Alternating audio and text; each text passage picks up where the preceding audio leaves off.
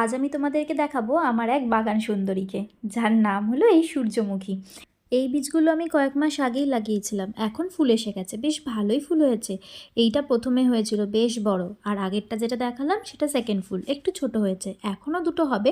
আসলে টোটাল আমি 4টে লাগিয়েছিলাম, দুটো হয়েছে, এখনও দুটো হবে। আর গাছটা তো লম্বাতে আমার থেকেও বড় হয়ে গেছে, ইয়া বড়। আর এদিকে কিছু সবজি গাছ আছে, এটা যেমন টমেটো গাছ, এগুলো সেমই, সব কয়েক মাস আগেই একসাথেই বীজ লাগিয়েছিলাম। এই টমেটো গাছটা এখানে দুটো টমেটো হয়েছে আর ওপরে একটা টমেটো হয়েছে। আসলে গাছেতে অনেক ফুল হচ্ছে, কিন্তু তার সাথে ফলটা আর হচ্ছে না। আসলে আমি এগুলো হয়তো ছোট জায়গাতে বসিয়েছিলাম মনে হয়, তার জন্যই আর বাড়তে পারছে না, সেই জন্যই হয়তো বেশি ফল হচ্ছে না, একটা দুটো করেই হচ্ছে। আর এটা হচ্ছে ক্যাপসিকাম গাছ, এই ক্যাপসিকাম গাছটা তো ওই একই, দুটোই ক্যাপসিকাম হয়েছে, ফুল হচ্ছে কিন্তু এই ফল হচ্ছে না। আর এখানে রয়েছে পালং শাকের গাছ, এটা তো আমি আপনাদের আগের একটা ভিডিওতে দেখিয়েছিলাম যে আমি পালং শাক কাটছিলাম।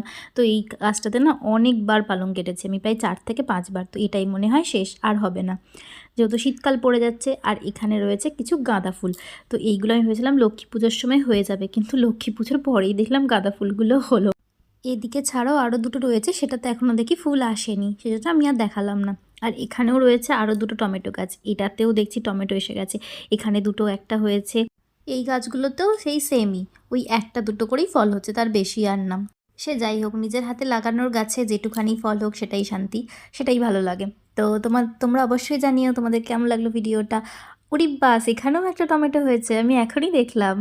টাটা।